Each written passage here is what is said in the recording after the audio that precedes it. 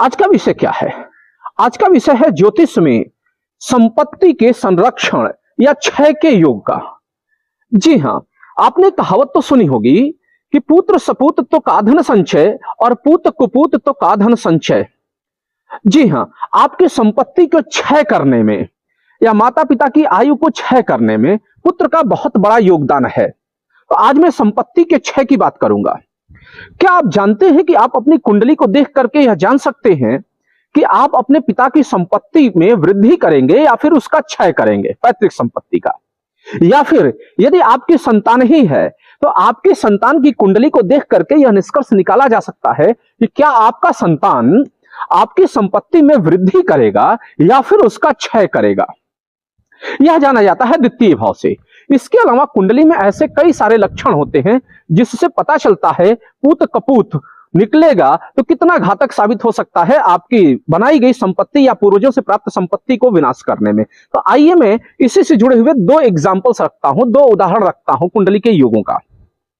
तो सबसे पहला योग क्या है या स्थिति क्या है कि जब लग्न में राहु अशुभ होकर के बैठा हुआ हो और सप्तम भाव में गुरु बैठा हो और शनि से द्वितीय भाव की जो दूरी हो वह 7वें या 9वें स्थान की हो, और साथ ही द्वितीय भाव जो कि धन का भाव है, पैतृक धन का भाव है, आपकी वाणी का भाव है, एक्युमुलेटेड वेल्थ का भाव है, पारिवारिक सुख का भाव है, वहां कोई क्रूर ग्रह बैठा हुआ हो, तो ऐसी स्थिति में ऐसा जातक अपनी पैतृक संपत्ति का विनाशक होता है।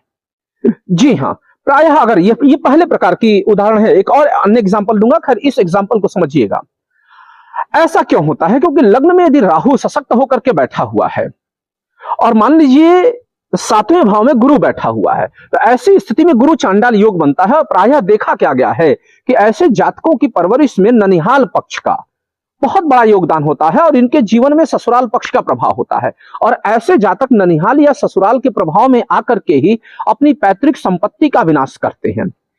ये लोग अपने आप को चाणक्य अधिक समझते हैं, कूटनीतिज्ञ अधिक समझते हैं, लेकिन पूरा इनका जीवन छल कपट और धूर्तता पे आधारित होता है। और जाहिर सी बात है ऐसे संस्कार इनको मात्र पक्ष से प्राप्त होते हैं, क्योंकि पिता की संपत्ति में अगर अशुभ ग्रह बैठा हुआ है और शनि से 7वें या 9वें घर की दूरी में है और लग्न में राहु बैठा है, तो इसका सीधा सा अर्थ है कि ऐसा व्यक्ति का अपने पारिवारिक यानी पैतृक परिवार से नहीं बनेगी। जी हाँ, पैतृक परिवार जितना ही नैतिक होगा, उच्च होगा, उतना ही ये धूर्त चालाक होंगे, कपटी होंगे, और ऐसे जातकों को जेल योग की संभावनाएं भी प्रायः देखी जाती हैं। स्मगलिंग, चरित्रहीनता, वैवाहिक भाव का अशुभ होना, ननिहाल पक्ष और मातृ पक्ष से इनका विवाद ज्यादा देखा जा सकता है जब वह इनकी संपत्ति का क्षय कर लेते हैं। तो क्योंकि प्रायः इस प्रकार की कुंडलियों में चंद्रमा अक्सर द्वादश भाव में बैठा होता है, तो जाहिर सी बात है मातृ पक्ष यानी मामा के परिवार का जो योगदान है इनकी संपत्ति के विनाश में बहुत अधिक होता है। और साथ ही साथ पत्नी के साथ भी इनकी नहीं बनती है। कब? जब यह संपत्ति विनाश पत्नी करवा ले जाती है। कुल मिलाकर दो स्थितियां हैं संपत्ति का विनाश की, माता के पक्ष के द्वारा संपत्ति का विनाश कराया जाए या पत्नी के पक्ष के द्वारा संपत्ति का विनाश कराया जाता है। और जब ये संपत्ति का पूरा विनाश कर लेते हैं उसके पश्चात इनको होश आता है, लेकिन तब तक बहुत देर हो चुकी होती है। जी हां, प्रायः इस तरीके के लक्षण देखे जाते हैं वृष लग्न की कुंडली में, तुला लग्न की कुंडली में। जाहिर सी बात है वृष लग्न की कुंडली में वैसे भी बृहस्पति अशुभ होता है और ये सप्तम भाव में बैठ गया केतु के साथ, तो जाहिर सी बात है पार्टनरशिप भी इस व्यक्ति को धोखे वाला मिलेगा।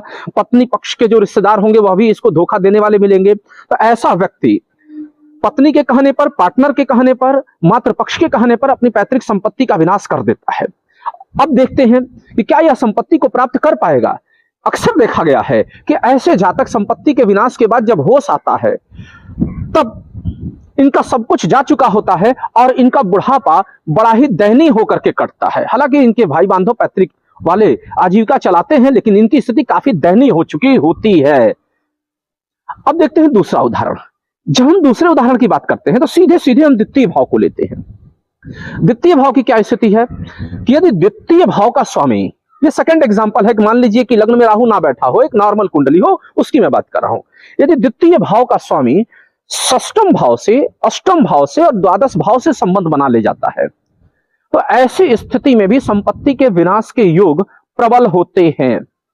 जी हां, अगर द्वितीय भाव का स्वामी द्वादश भाव से अगर संबंध बना लेता है तो ऐसा व्यक्ति अक्सर हॉस्पिटल के मामले में या ट्रेवल्स आदि में पैसे का खर्चा करता है। यदि अष्टम भाव से संबंध बना ले जाता है तो पैसा कहां गया, इसकी आय या पारिवारिक संपत्ति कहां गई, इसको खुद ही नहीं पता चलता। धीरे धीरे गर्त में किस कुएं में जा रहा है कुछ नहीं पता चलता है। और छठवां भाव रोग ऋण शत्रु का है ही है, तो इससे निपटने में यह व्यक्ति अपनी पैतृक संपत्ति का क्षय कर देता है। कभी कभी पंचम भाव से संबंध बनाने पर भी संपत्ति का क्षय होता है, लेकिन वह क्षय बच्चों की परवरिश के लिए या फिर बच्चों के भविष्य को निखारने के लिए होता है। तो पंचम भाव एक शुभ भाव है। अगर यहां पे संपत्ति वह क्षय भी कर ले जाता है, बच्चों की परवरिश में खर्चा करता है, तो बाद में वह इस संपत्ति को अर्जित भी कर ले जाता है। कुल मिलाकर के जो द्वितीय भाव का स्वामी ऑस्पिशियस घर के साथ संबंध रखता है, तो ऐसी स्थिति में व्यक्ति जो संपत्ति पैतृक खोया रहता है वह उसकी पुनर्प्राप्ति कर लेता है, या फिर वह संपत्ति खोता नहीं है बल्कि पिता की संपत्ति में और वृद्धि करता है। वहीं अगर 6, 8, 12 के साथ संबंध बन जाते हैं तो वह पैतृक संपत्ति का विनाश करता है।